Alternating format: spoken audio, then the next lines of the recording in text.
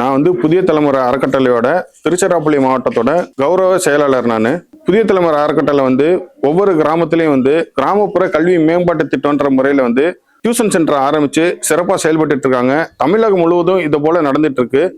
அது இல்லாம ஒவ்வொரு கிராமத்திலையும் வந்து சுற்றுச்சூழலை பத்தியும் நீர்வள மேம்பாடை பத்தியும் வந்து அவங்களுக்கு வந்து தேவையான விழிப்புணர்ச்சியை கொடுத்து சுற்றுச்சூழலை பாதுகாக்கிறதுக்கும் நீர்நிலைகளை பாதுகாக்கிறதுக்கும் தேவையான வளர்ச்சிகளை வந்து ஒவ்வொரு கிராமத்துல உள்ளவங்களுக்கு வந்து செஞ்சு கொடுத்துட்டு இருக்காங்க.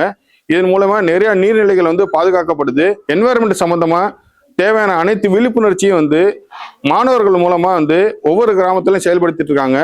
இதனுடைய அடுத்த முயற்சியா வந்து கிராமப்புறத்துல வந்து டியூஷன் சென்டர் ஆரம்பிச்சு பண்ணிட்டு இருக்காங்க. கிராமப்புறத்துல வந்து நிறைய மாணவர்கள் இருக்காங்க. கவர்மெண்ட் ஸ்கூல்ல படிக்கிறாங்க. வீட்டுல வந்து படிக்கிறதுக்கு அவங்களுக்கு வசதி இல்லை. அதை ஏற்படுத்தி கொடுக்கணுன்றதுதான் புதிய தலைமுறையோட முக்கியமான முயற்சி. அந்த முயற்சி வந்து இன்னைக்கு புதுக்கோட்டை மாவட்டம் விராலிமலை தாலுகா நரியப்பட்டி கிராமத்துல இன்னைக்கு சிறப்பா வந்து புதிய தலைமுறை அறக்கட்டளையின் 23வது ஆர்டிசி ரூரல் டியூஷன் சென்டர் வந்து இன்னைக்கு வந்து துவங்கப்பட்டிருக்கு. இதன் மூலமா மாணவர்கள் வந்து நிறைய பயனடைகிறாங்க.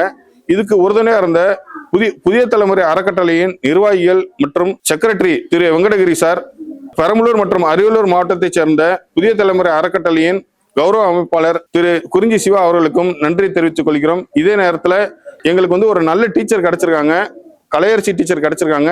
அவங்களுக்கும் நான் வந்து ரொம்ப நன்றி தெரிவித்துக் கொள்கிறேன்.